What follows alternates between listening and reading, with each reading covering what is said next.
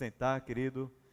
Vamos abrir a Bíblia no texto de Joel. Nós vamos ler e logo depois a gente ora ao Senhor, também consagrando a Ele os dízimos e ofertas que podemos trazer ao Senhor aqui.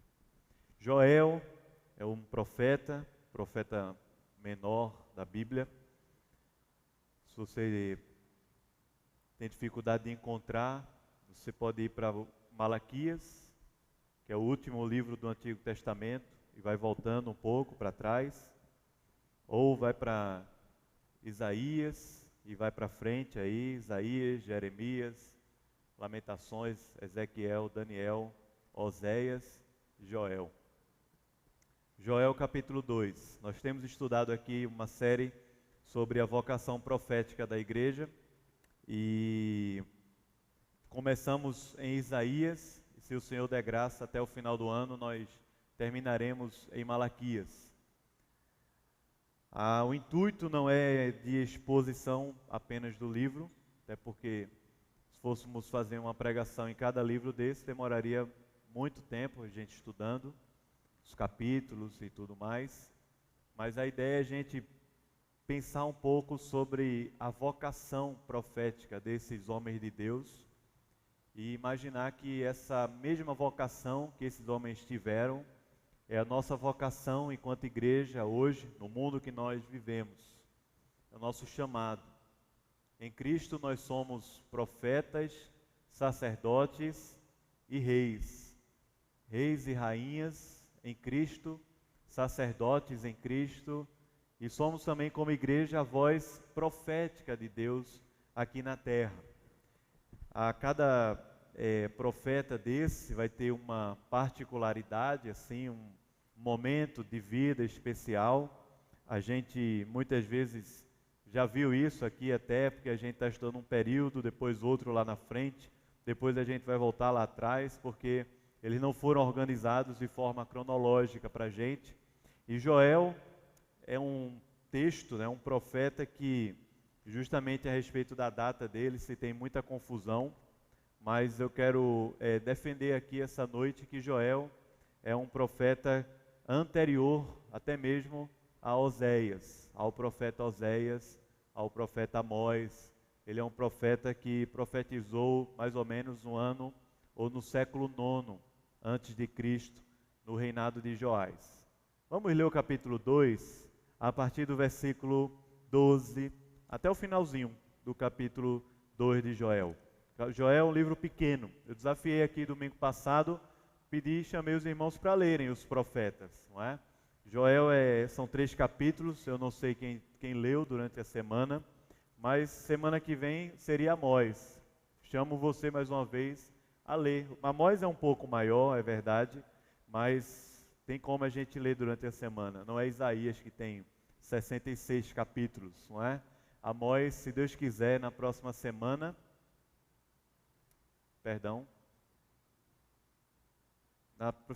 domingo que vem vai ter um culto especial aqui, eu acho que daqui a 15 dias a gente vai voltar em Amós. 15 dias. Domingo que vem os irmãos estão liberados de mim, estão livres aí, ó. Mas tem mais tempo da gente ler Amós aí, 2 semanas, se não me engano. Joel, capítulo 2, versículo 12 até o final, ele diz assim: ainda assim, agora mesmo, diz o Senhor, convertei-vos a mim de todo o vosso coração, e isso com jejuns, com choro e com pranto. Rasgai o vosso coração, e não as vossas vestes apenas. E convertei-vos ao Senhor vosso Deus, porque Ele é misericordioso e compassivo, tardio em irar-se, grande em benignidade, e que se arrepende do mal.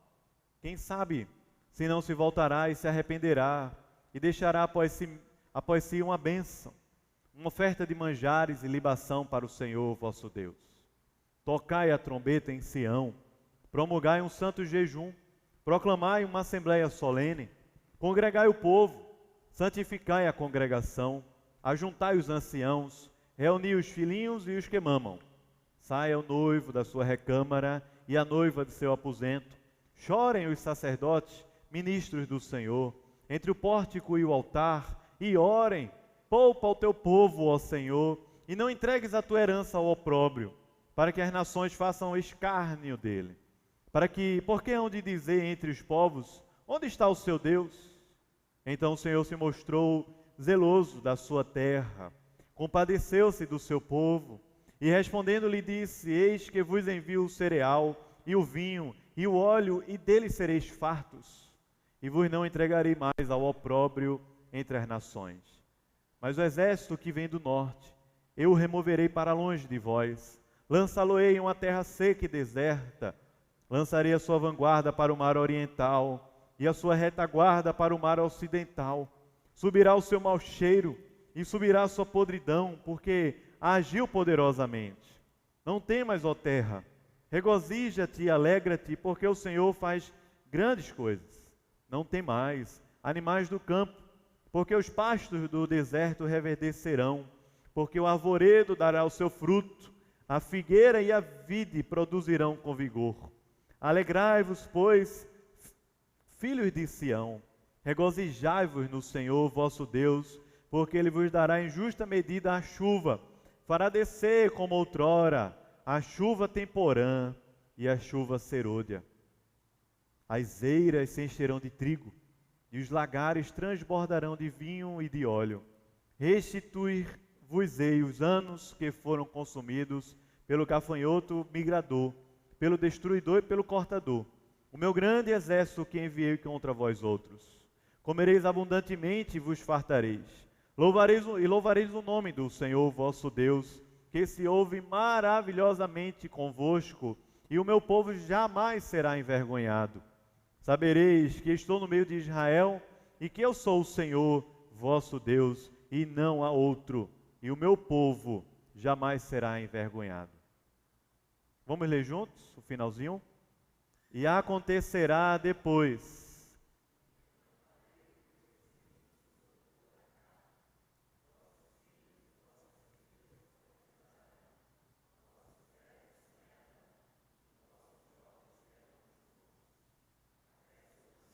E sobre as servas derramarei o meu espírito naqueles dias. Mostrarei prodígios no céu e na terra, sangue, fogo e colunas de fumaça. O sol se converterá em trevas.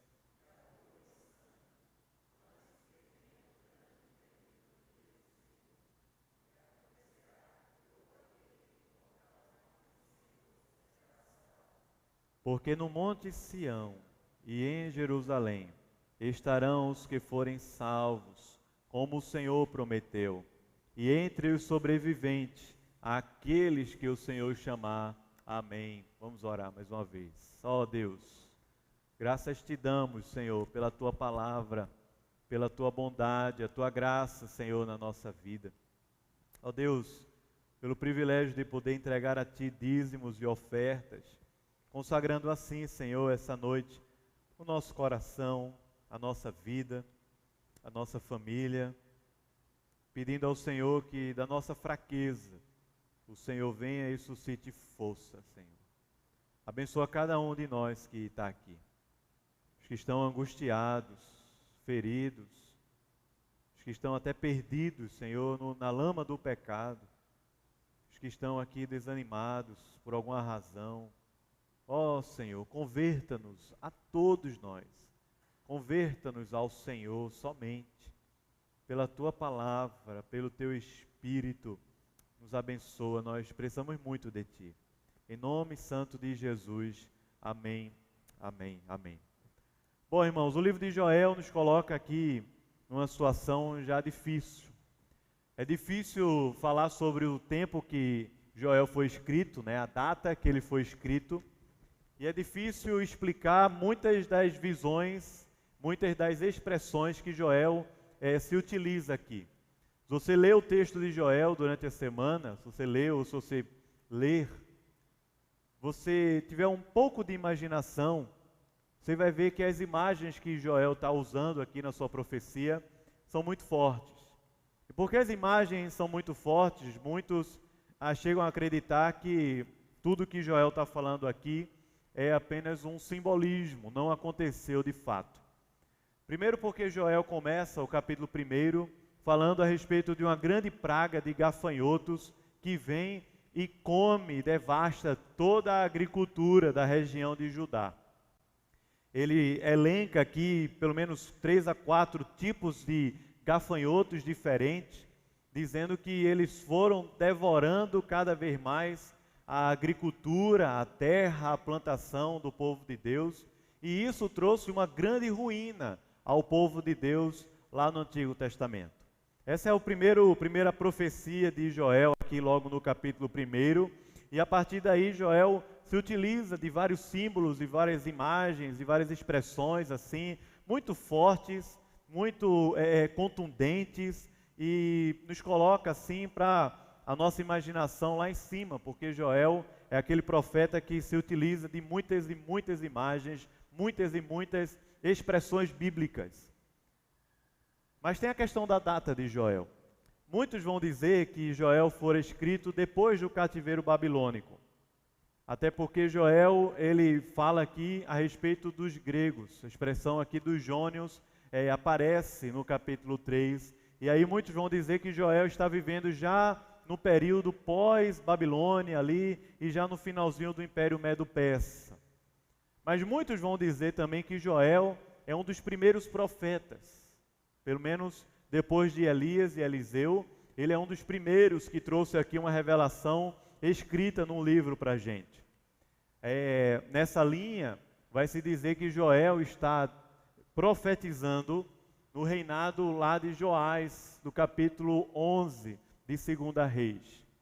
2 Reis, capítulos 11 e 12, você vai encontrar o momento que Joel estava vivendo. É essa linha que eu tenho seguido e que eu acredito ser a mais objetiva a respeito do tempo de Joel. Joel profetiza no reino do sul, em Judá. Joel profetiza num momento em que os sacerdotes tinham grande força no reinado de Judá, porque o rei, se você olhar aí, por favor, abra lá em 2 Reis, capítulo 11 e 12.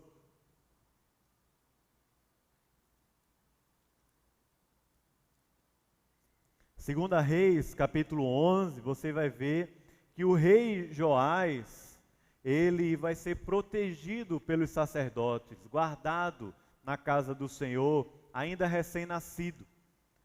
Porque Atália, a mãe de Acasias, o rei que morreu, ela usurpa o trono e manda matar a todos os filhos do rei. Mas aí Joás é guardado ainda criança, não tinha nem desmamado ainda, ele é guardado na casa do Senhor.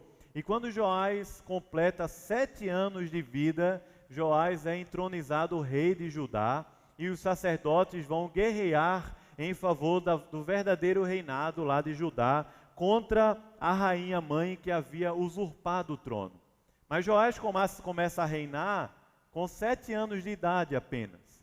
E quem estava por trás, conduzindo e aconselhando Joás, era um sacerdote chamado Joiada. Joiada era o conselheiro do rei. Joiada era praticamente o que governava lá em Judá, quando Joás era ainda criança. E o texto vai dizer para a gente que esse foi um bom período lá no tempo de Judá.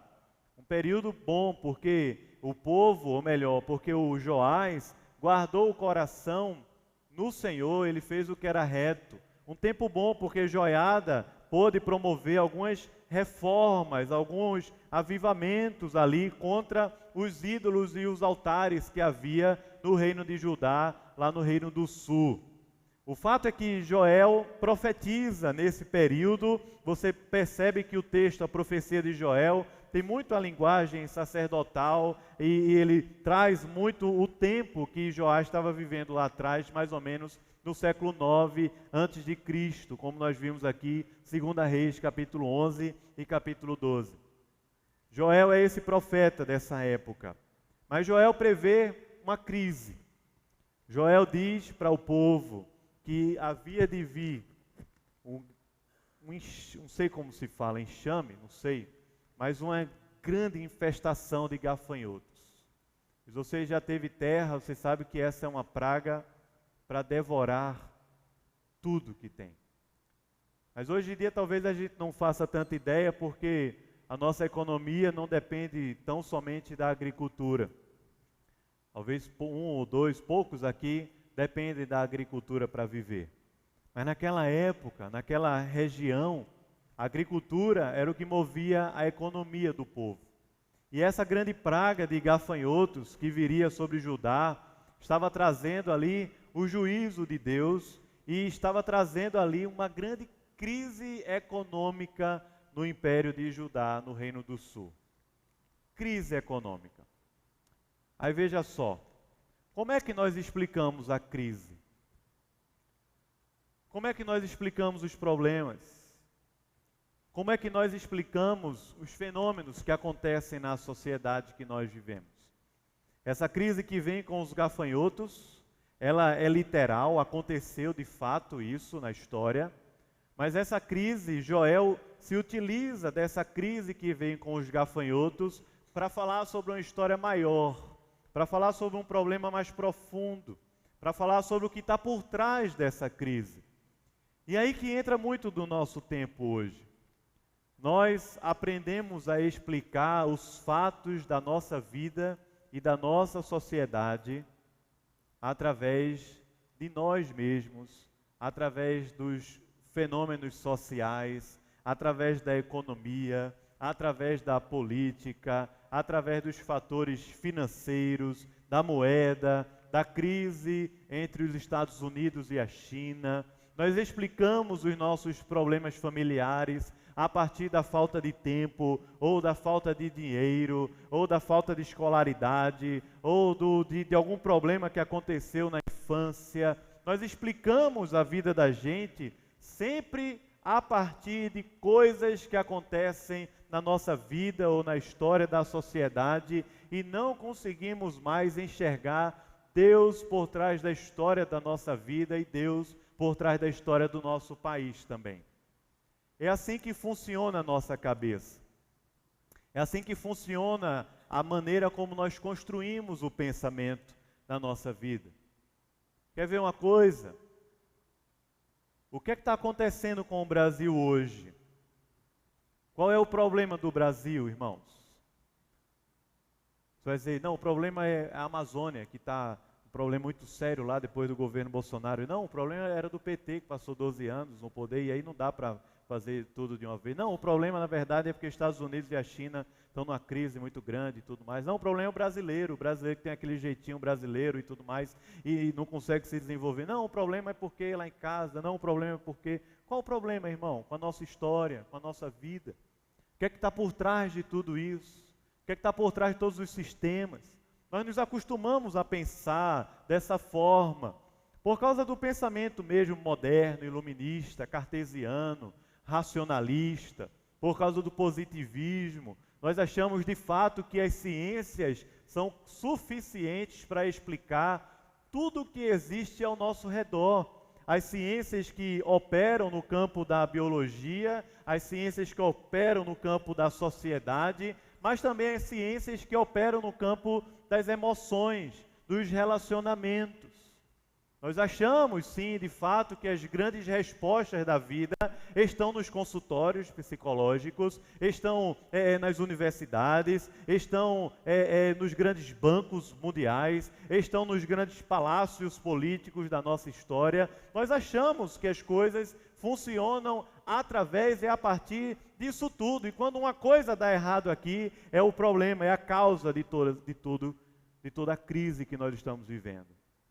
Qual é a causa da crise que você está vivendo na sua vida, irmão? Qual é a causa da crise que o nosso país vive?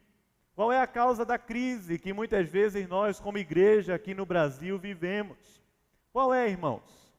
Nós fomos construídos, ou o nosso pensamento foi construído para pensar que não existe Deus na história da gente, que não existe Deus na vida da gente, que não existe Deus regendo o universo, que não existe Deus governando as coisas grandes e pequenas, que não existe um Deus soberano que é maior do que todos os poderes e todos os governos que há na terra, e não existe um Deus que é Deus de providência e cuidado, que está interessado com as coisas mínimas que acontecem aqui na vida.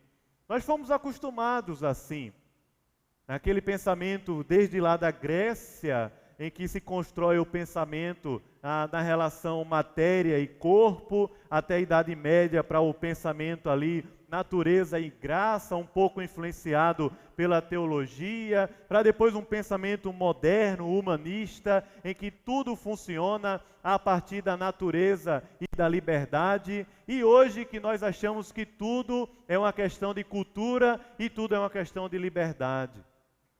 Aconteceu essa semana um fato inusitado aqui no Rio de Janeiro, quando o prefeito mandou tirar da Bienal uma obra lá da Marvel que tinha um beijo entre dois homens. A polêmica que é no Brasil a respeito desse assunto, da interferência do poder, do governo, como também da maneira como os meios, a própria cultura e o entretenimento está abarrotada do pecado e de demonstrar também uma natureza que não pertence a Deus. Mas, irmãos, você acha mesmo que o prefeito do Rio de Janeiro, que é pastor, o bispo da Igreja Universal, que nem igreja é uma seita, você acha mesmo que ele tinha boas motivações teológicas cristãs para fazer aquilo? Você acha mesmo que o nosso presidente é a representação de Cristo aqui na terra? Você acha mesmo que Donald Trump, nos Estados Unidos, é o grande homem do reino de Deus aqui no mundo? Você acha mesmo isso? Está acontecendo esse ano é que muita gente que votou em Bolsonaro está com vergonha de dizer que votou nele. O que acontece, irmãos, é que eu não estou aqui utilizando do púlpito para dar uma aula de sociologia, não é isso. Mas o que está acontecendo é que nós cristãos não deveríamos seguir movimentos humanos. Nós cristãos não precisamos das respostas que os ímpios dão aos fenômenos da nossa sociedade. Nós cristãos não caminhamos, não nos movemos pelo que nós vemos, não nos movemos pelo que acontece na sociedade, não nos movemos pela crise. Não, o que nos move não é o dinheiro, não é a economia, não é o capital. O que nos move aqui na terra também não são relações apenas, sentimentos e afetos. Nós cristãos temos um Deus maior do que tudo, maior do que qualquer crise, maior do que qualquer governo, maior do que qualquer bronca e dificuldade que nós temos aqui na terra. Nós que conhecemos a Deus, temos a resposta que é Deus, e é em Deus para nos relacionarmos com esse mundo caído, seja ele em qual instância for. E aí Joel nos ensina exatamente isso, como um profeta de Deus, que viveu num período com uma grande crise econômica, mas que não se abateu. Porque o caminho, as respostas, o que movia o coração desse profeta não era a crise, não era as conspirações políticas da mãe e rainha lá no Reino do Sul. Não era. Não eram os acordos políticos, econômicos, não eram as emoções, os sentimentos e os desejos, não era. O que movia o coração desse profeta era a voz de Deus revelada ao coração dele, a respeito da história do seu país, a respeito da história do povo de Deus e a respeito da sua própria vida. É isso que move esse profeta a olhar para os fatos que estão acontecendo, que são reais, não são virtuais, são reais, são broncas grandes, imensas. Mas não procurar a resposta para tudo isso nos fatos apenas humanos, apenas na ciência, apenas nos traumas que aconteceram no passado, nos equívocos econômicos e políticos, na maneira como a ideologia se espalha pela nossa sociedade, não. Esse profeta aprendeu a viver e a andar a partir da voz de Deus, da revelação de Deus, das promessas de Deus, dos planos de Deus, da obra de Deus, que criou o mundo. No princípio, tudo era bom. Um Deus que criou tudo e dizendo assim, é bom, que criou o ser humano e disse, é muito bom. De um Deus que quando o homem cai no pecado e se rebela contra ele, oferece a si mesmo como um sacrifício expiatório perfeito antes da fundação do mundo, para que eu e você fôssemos lavados por esse sangue do Cordeiro de Deus e pudéssemos ter a vida com Deus restaurada. Esse Deus que nos redimiu do pecado, da lama do pecado, do poder do inferno, para que a gente pudesse andar com Jesus aqui na terra. E esse Deus que não deixou o mundo à mercê de si mesmo, que não deixou a mim e a você nas mãos dos poderosos aqui na terra, nem nas mãos da natureza aqui desse mundo, nem nas mãos de ninguém. Mas um Deus que prometeu que está conosco todos os dias até a consumação dos séculos. Agora fala a verdade, Joel consegue ver isso 800 anos antes de Cristo. Como é que eu e você ainda temos dificuldade 2000 anos depois de Cristo? 2000 anos depois de Cristo. E nós ainda temos dificuldade, irmãos.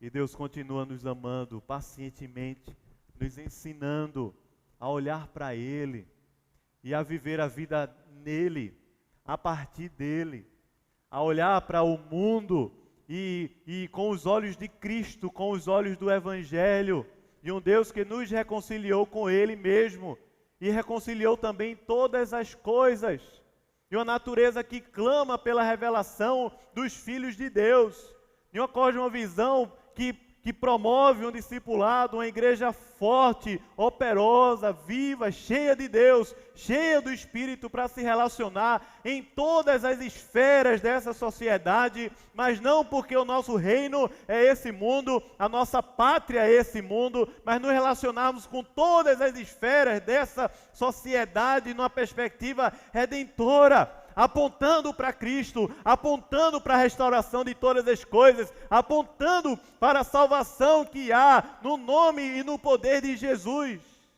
no Monte Sião, pelo Espírito que habita em nós, o qual Joel está falando aqui, 800 anos antes de os seus olhos poderem ver. E Joel já está falando sobre isso. Joel viveu no meio de uma crise. Mas as respostas no coração de Joel não vieram da crise, não vieram do rei Joás, as respostas não vieram nem tampouco do templo, não vieram das nações ao redor de Israel, da esperança de um acordo político que pudesse promover melhor a economia da nossa nação. A esperança do profeta Joel não veio da sua família, não veio da sua história, do seu nome, das suas habilidades e competências, dos seus títulos. Joel viveu uma crise, mas Joel conseguiu ouvir a voz de Deus. E à medida que ele ouvia a voz de Deus, ele conseguiu também proclamar essa voz de Deus, chamando pessoas a não viver escravo de movimentos que podem ser até fortes por um momento, mas daqui a um tempo já não é mais. Movimentos e mais movimentos que são humanos, teorias e mais teorias que são humanas, e até mesmo a riqueza, e muita riqueza, que não consegue ser preservada porque a traça e a ferrugem corroem. Não consegue resolver a nossa vida, a nossa história, porque não são eternas, porque não suprem o vazio do nosso coração, porque não nos dá esperança e não nos dá a vida eterna. E assim a profecia de Joel, que é um livro que tem 3 capítulos, ele pode ser dividido mais ou menos no capítulo 1, versículo 1, até o capítulo 2, versículo 17, a primeira parte, em que Joel está falando especificamente sobre a crise e sobre as causas que estão por trás daquela crise. Depois do versículo 18 do capítulo 2 até o final, em que Joel nos traz uma grande proclamação de um evangelho, de uma salvação e também do dia do Senhor, que já nos alcançou de certa parte, mas que nós ainda esperamos por ele ansiosamente quando virá de uma maneira completa.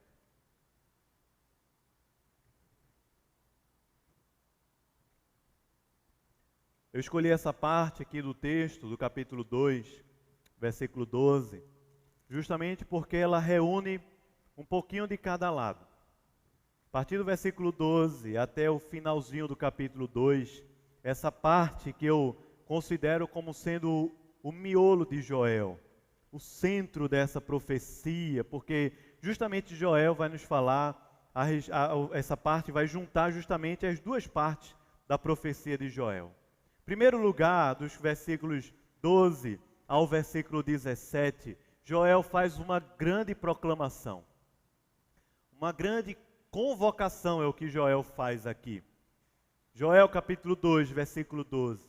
E a convocação de Joel é a partir de imperativos, verbos no imperativo. A convocação de Joel é com base no seguinte: é verdade que os gafanhotos vieram, é verdade que nós estamos vivendo uma crise, mas o que está por trás dessa crise de gafanhotos não é a Amazônia, se fosse nos dias de hoje, talvez. Não é. Não são fenômenos apenas da natureza.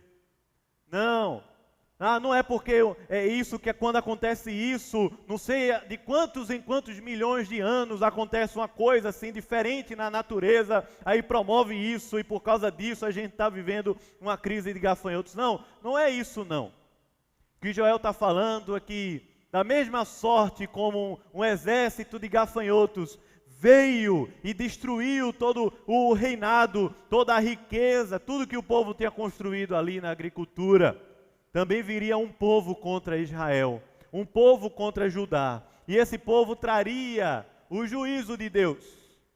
Não era um povo que viria somente por uma guerra ideológica, não era somente uma questão de conflito político por terra, não. O que Joel vai falar é que da mesma forma que os gafanhotos vieram e destruíram toda a agricultura, Deus lá no céu também mandaria um exército que viria do norte, e esse exército destruiria a tudo, simplesmente porque nós pecamos contra Deus e estamos vivendo uma vida de pecado, de cegueira, de dureza de coração. Joel não atribui a crise apenas a uma questão fenomenológica. Joel não atribui a crise apenas a uma questão humana, científica, cultural. Joel atribui a crise ao problema do nosso coração. Nós pecamos contra Deus. Nós nos perdemos diante de Deus e por causa disso não tem como a vida dar certo, irmãos. Não tem como a nossa vida dar certo quando nos perdemos lá atrás. Não tem como a nossa vida dar certo quando Deus deixou de ser a maior riqueza do nosso coração, nosso maior tesouro.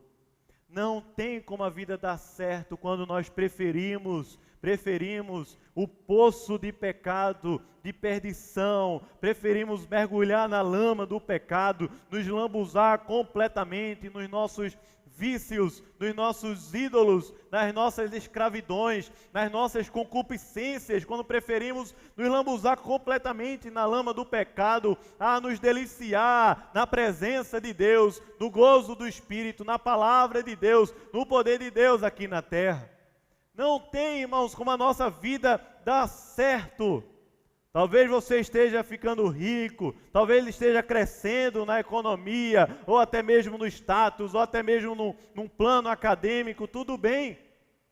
Mas mesmo que isso aconteça, eu quero dizer para você, não tem como a nossa vida dar certo quando nos perdemos diante de Deus. E através da crise, é através desse grande problema na agricultura de Judá que Joel traz uma grande convocação. A convocação é, ao invés de olhar para os gafanhotos, olhe para Deus. Ao invés de olhar para a terra, olha para Deus. Ao invés de tentar resolver os problemas, olha para Deus. Não olha para Deus para que Deus resolva os problemas e depois a gente esqueça dele. Não olha para Deus para que tenha comida dentro de casa. Não busca os ídolos como Baal e outros da fertilidade para que a vida possa se desenvolver. Olha para Deus, porque Deus é Deus, porque Deus nos quer perto dele.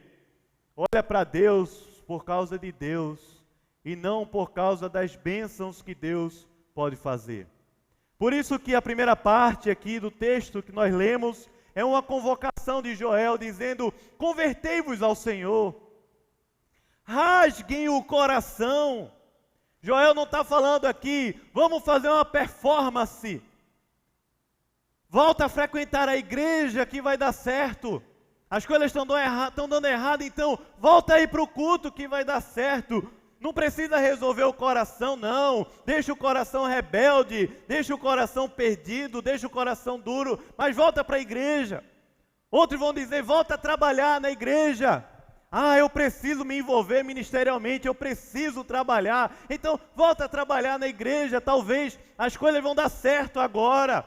Não é isso que Joel está falando. Joel está dizendo assim: converta de todo o coração ao Senhor, e não apenas numa performance física e exterior, mas rasga o coração na presença de Deus. Porque não tem como a nossa vida dar certo se Deus não faz parte dessa história. Veja, por favor, dos versos 12 até o 17, dá uma olhada. São vários verbos no imperativo que Joel se utiliza aqui.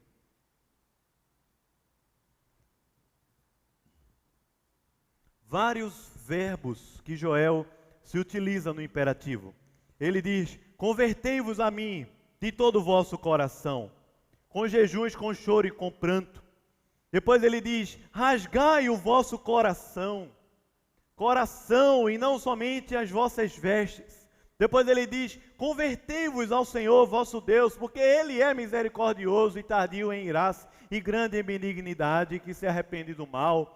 Depois ele diz: quem sabe se Ele não vai se voltar a nosso favor. Então, tocai a trombeta em Sião e chama o povo inteiro a buscar a Deus e a se arrepender e a se converter verdadeiramente a Deus. Tocai a trombeta em Sião para que o povo todo possa buscar a Deus, e chama o povo. Ele fala: promulgai um santo jejum, proclamai uma assembleia solene.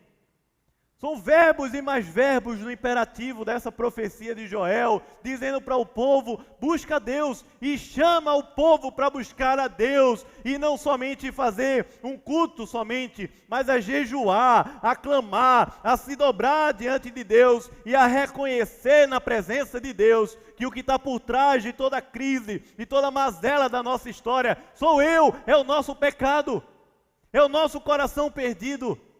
Por isso, proclamai um grande jejum. Ele diz: chorem, congregai o povo, santificai a congregação. Vamos largar a mão dos ídolos. Vamos largar a mão de viver uma vida de pecados. Santificai a congregação. Se apresenta a Deus com tudo o que você tem. Com a nossa sexualidade, se apresenta a Deus. Com as finanças, com os acordos, com os contratos que nós temos, com as contas bancárias, apresenta a Deus tudo o que nós temos. Vamos rasgar o coração, vamos abrir, vamos ser transparentes diante de Deus, porque Deus está nos chamando aqui essa noite a uma santificação, a largar a mão do pecado, a largar a mão dos ídolos, a largar a mão da dureza no nosso coração, a largar a mão da nossa rebeldia, a largar a mão de tudo aquilo que faz com que os nossos olhos fiquem cegos, o nosso coração duro, os nossos ouvidos tapados, que a gente não consegue mais ouvir, e a nossa mente embrutecida de tal forma que a gente não consegue mais entender e compreender a palavra, a presença e os planos e os propósitos de Deus. Então Joel está dizendo assim para a gente: sabe o que está acontecendo com a sua vida? Não é porque você mudou de igreja, não é porque Bolsonaro está no poder, não é porque você está desempregado, não é porque você mudou de um ministério para outro, não é porque fulano ou beltrano fez algo que você não gostou. Não, não é por causa disso. O que está acontecendo conosco é por causa do nosso pecado. E a solução para isso não está no mundo exterior. A solução para isso não está no mundo físico natural. A solução para isso não está nos fenômenos sociais e culturais da nossa história. a solução para isso está no mundo sobrenatural, da presença gloriosa de Deus, quando nos apresentarmos sinceramente diante de Deus e resolvermos rasgar o nosso coração em contrição, em um coração quebrantado e contrito que Deus nunca há de rejeitar. Essa é a primeira palavra de Joel. Ele diz assim: converta-se ao Senhor. Depois, a partir do versículo 18 até o versículo 27, Joel passa a nos apresentar um gozo e um deleite das bênçãos de Deus.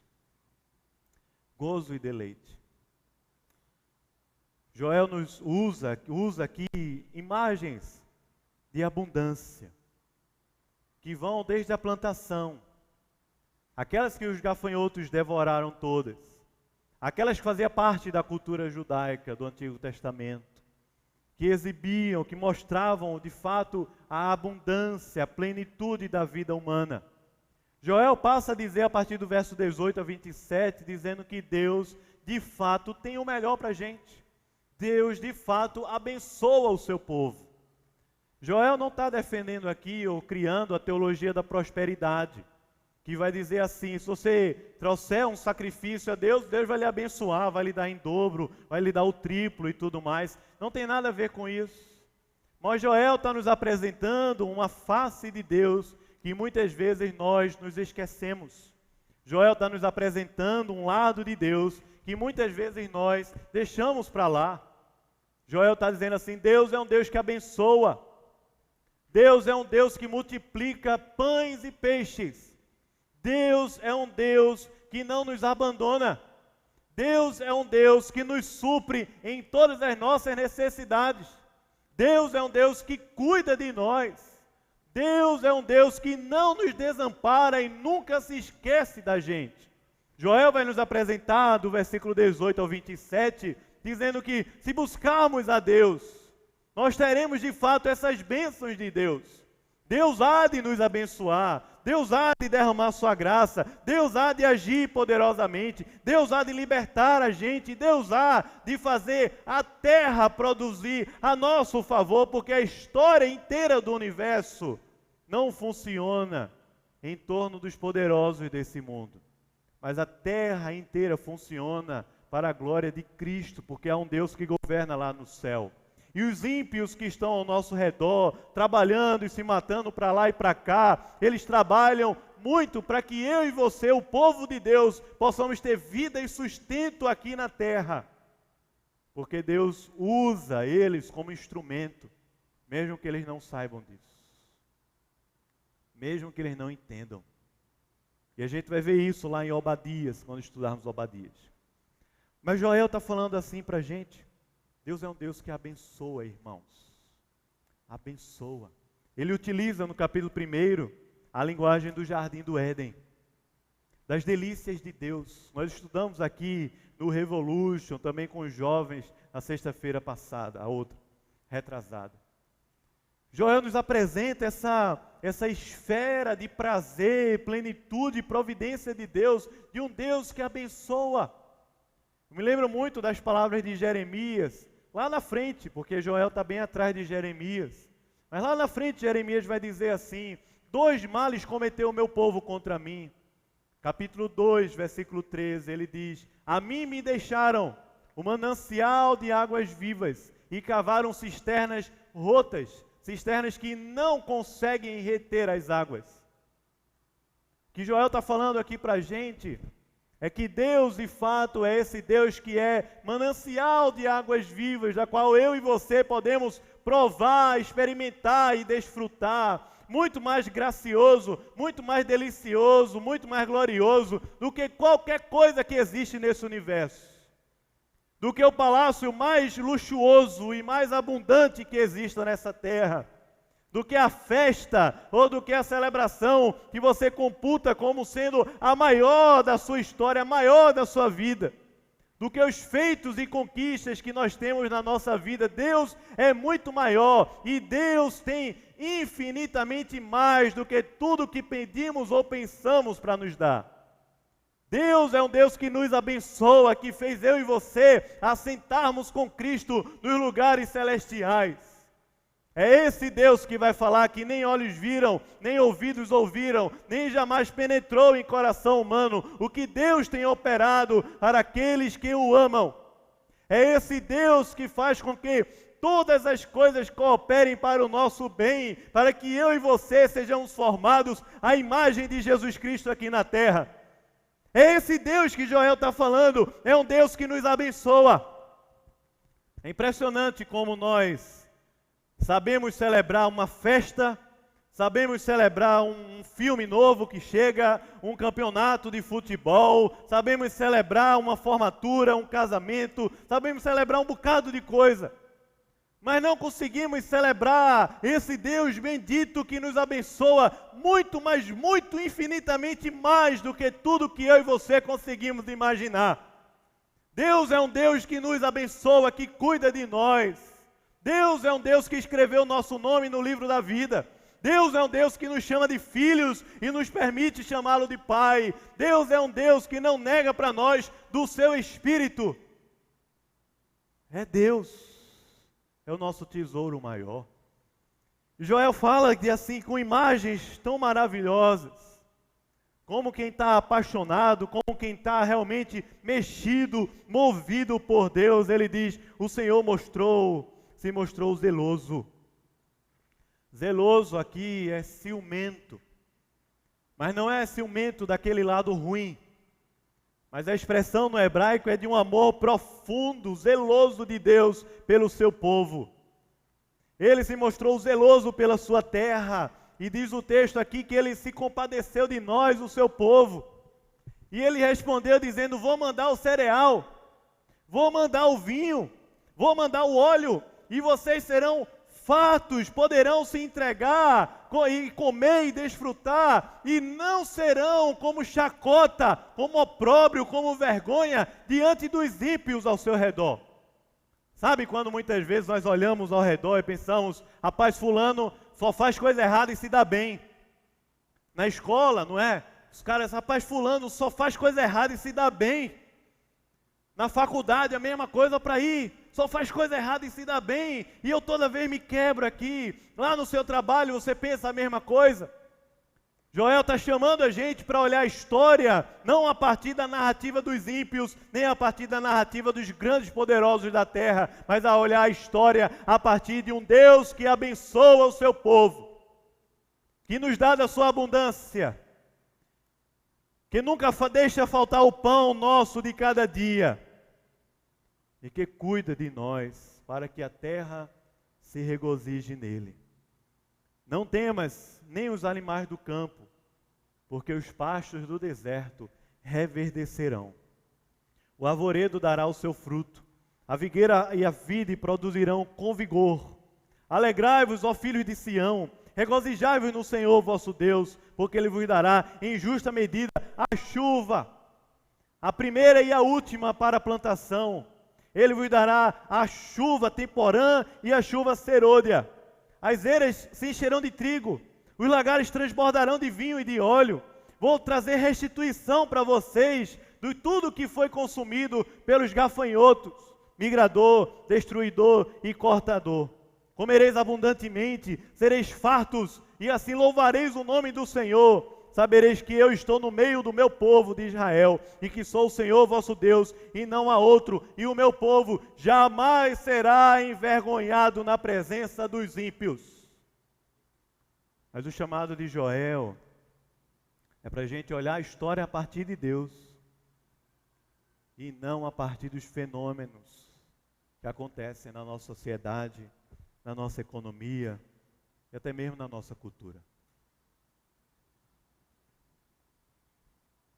Deus é um Deus que abençoa. Deus é um Deus que abençoa. Você crê nisso, irmão? Deus é um Deus que multiplica pães e peixes. Você crê nisso, irmão? Deus é um Deus que nos dá fartura, nos dá muito mais do que merecemos. Deus é um Deus que cuida. Não, a fertilidade não está no mercado. Fertilidade está em Deus que criou o jardim do Éden, para que eu e você tivéssemos abundância, aqui na terra. Mas é interessante a ordem como Joel vai escrevendo, porque se Joel parasse por aqui, talvez eu e você tivéssemos o pensamento assim: vou buscar a Deus, porque se eu buscar a Deus, Deus vai me abençoar. Tem muita gente fazendo isso. Quando a coisa aperta, busca a Deus. Quando a crise bate, vai para a igreja.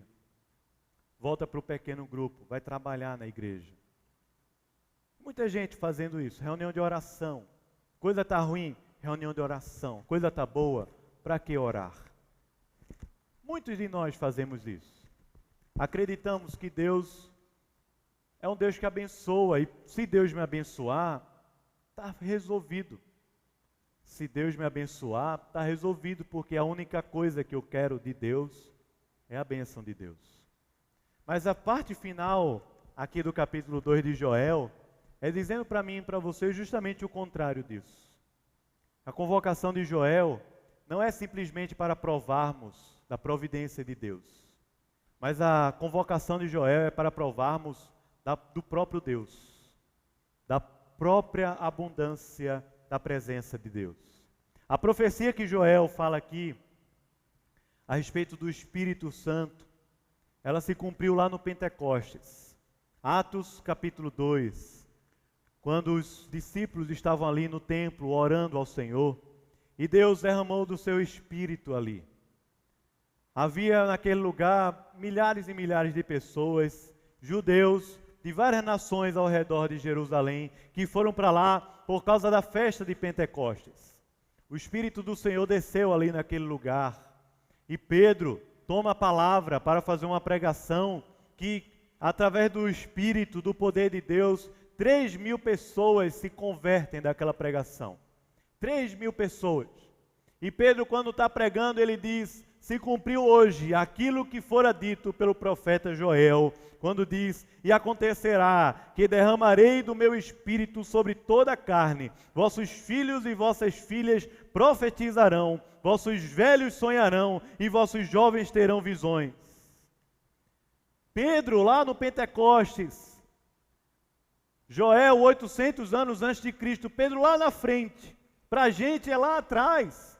Mas Pedro lá na frente de Joel vai dizer: hoje se cumpriu essa escritura que Joel falou lá atrás. Sabe o que acontece, irmãos? Nós vivemos nesse tempo. Nós vivemos nesse momento. Eu e você vivemos nessa era, que é a era do Espírito Santo de Deus. E o que está sendo dito aqui para a gente é que não somente é abundância de cereal, não somente é abundância na agricultura, não somente é abundância de comida na nossa casa, de cuidado e providência de Deus, mas o que está sendo dito para a gente através de Joel é que é abundância, é transbordar, é derramar de Deus. A expressão aqui no hebraico do verbo derramarei é dessa abundância, desse derramar assim, abundante do Espírito Santo sobre toda a carne. E o que ele vai dizer aqui é que isso não alcança apenas um grupo de pessoas, mas alcança a todo tipo de pessoa, a todos os grupos de pessoas, dizendo que os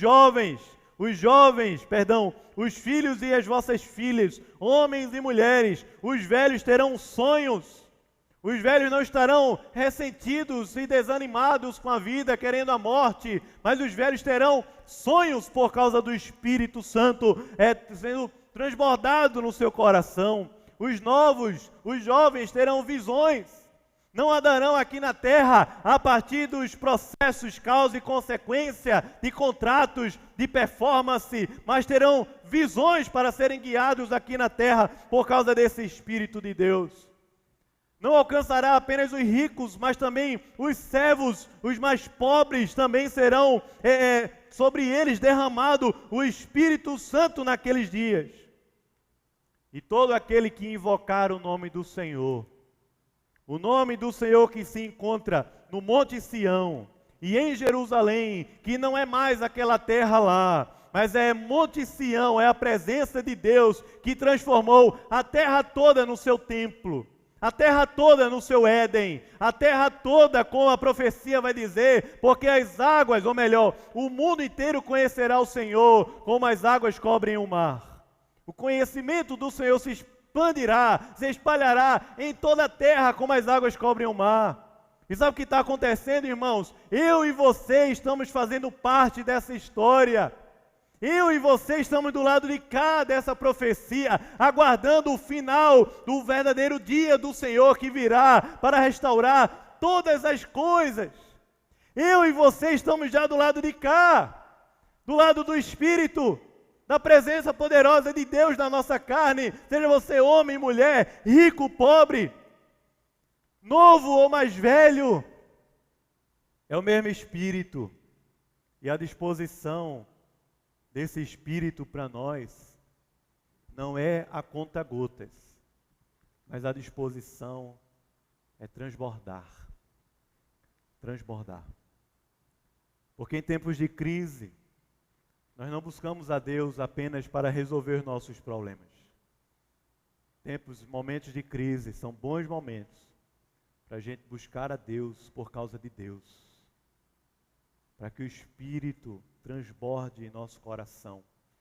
Como Jesus falou, todo aquele que crê em mim, do seu interior, fluirão rios de águas vivas, de água viva.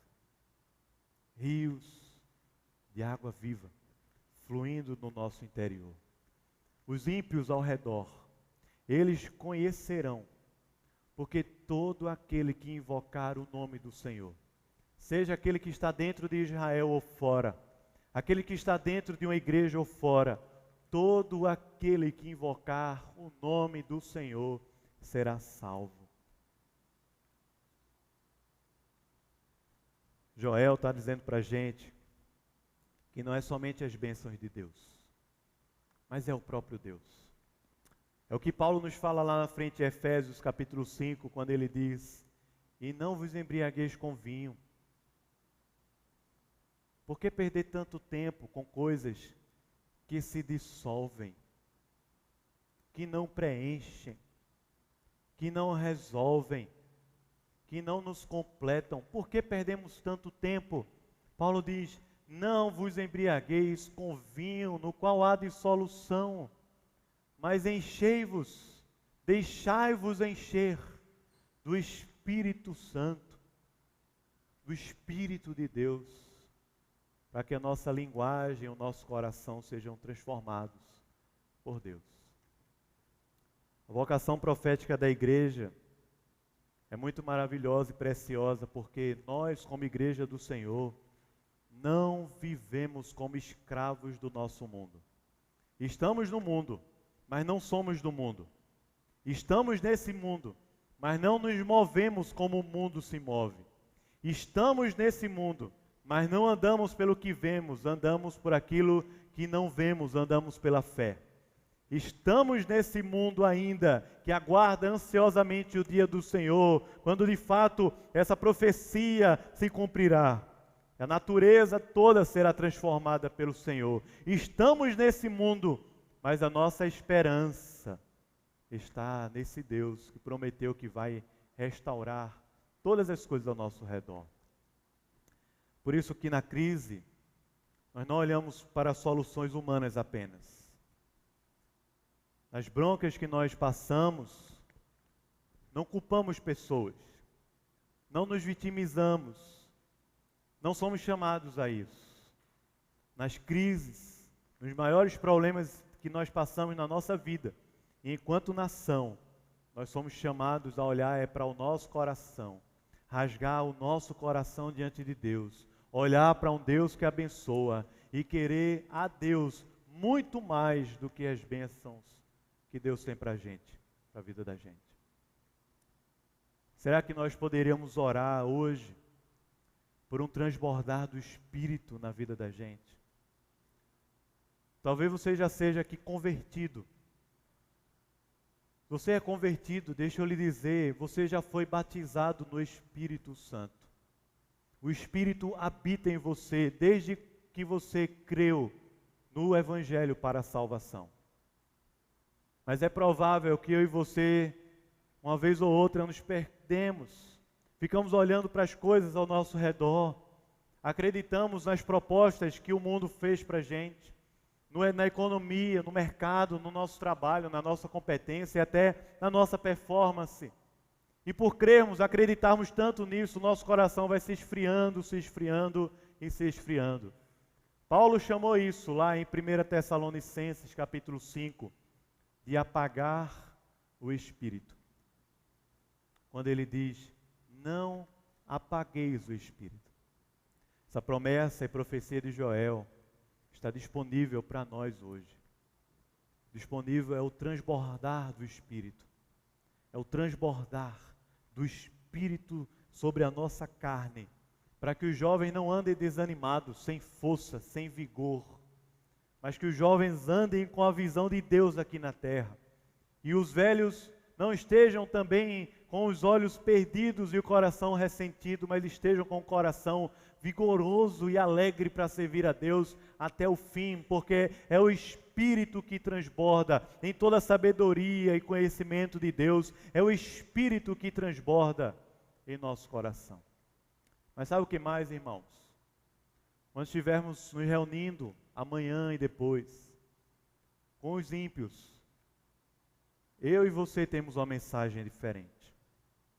E o nome dessa mensagem não é Crivella, não é Bolsonaro, não é ideologia política, não é Estados Unidos, não é dólar, não é a saúde do seu corpo, não é a performance dos músculos do seu corpo, não é o culto ao seu corpo que vai preservar a sua vida aqui na terra. A resposta que nós temos para esse mundo é que tudo que está acontecendo conosco é fruto do nosso pecado.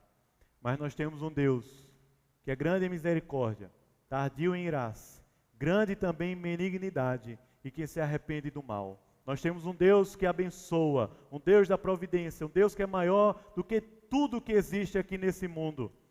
E esse Deus se deu a si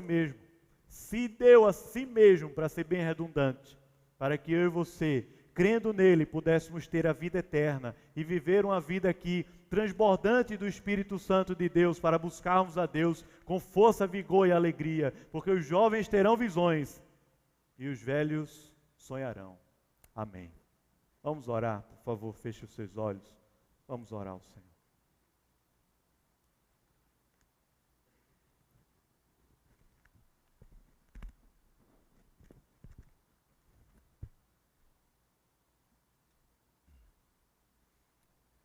Peça ao Senhor por esse transbordar do Espírito sobre a sua vida. Clame.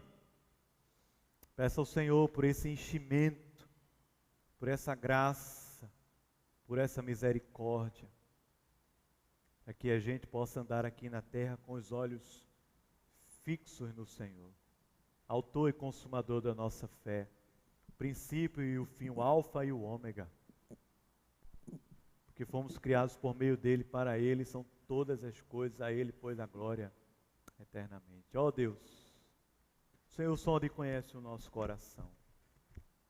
Tu sabes o que está por trás das crises, os problemas que passamos, as dúvidas, das inseguranças, dos nossos medos. O Senhor conhece o mais profundo do nosso coração. Eu quero te pedir, ó Deus, uma visitação especial do Teu Espírito sobre a nossa vida, trazendo, Senhor, de fato quebrantamento, porque o Senhor não despreza. Trazendo, Senhor, nosso coração de volta ao Senhor, que é a nossa resposta, é a nossa fonte de bênçãos, é a fonte de vida eterna, Senhor, que pode jorrar do nosso coração para esse mundo que nós vivemos. Ó Deus, desperta o nosso coração, do mais novo ao mais velho, do mais rico também ao do mais pobre, Senhor.